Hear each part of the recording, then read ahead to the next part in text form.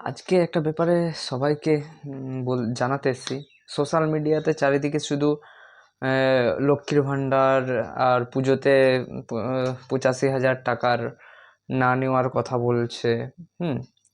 তো আমি সবাইকে একটা কথাই বলবো যে সরকার যে টাকাটা দিচ্ছে, আমাদের ট্যাক্সের টাকা দিচ্ছে, সেটা নেওয়া সবাইকারই উচিত। হ্যাঁ, কিন্তু টাকাটা নেওয়া মানে এই নয় যে নিজের মনুষ্যত্ব বোধকে বিক্রি করে দেবো। আমি ট্যাক্স দিই, আমি কিন্তু সব কিছু নেবো, কিন্তু এটা তার মানে নয় যে আমি রুখে দাঁড়াবো না বা ওই ডাক্তার দিদির পাশে থাকবো না বা বিচার চাইবো না। 1000 বার রাস্তায় নামবো যতদিন না এর বিচার পাচ্ছে সঠিক।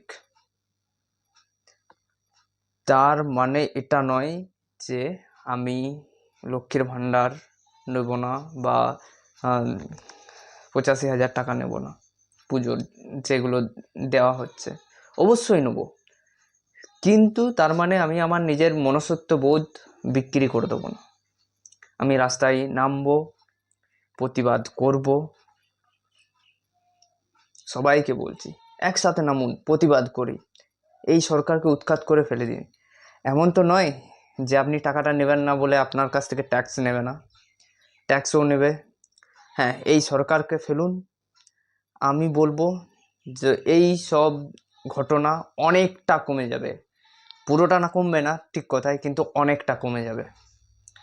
তাই সবাই ভালো থাকুন।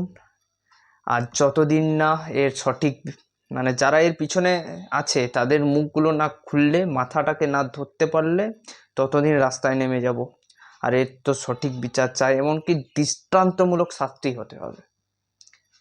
আর একটা কথাই, এই সরকার থাকলে কিচ্ছু হবে না, এই সরকারকে প্রথমে উৎখাত করতে হবে। চলো, পরের ভিডিওতে আবার দেখা হবে।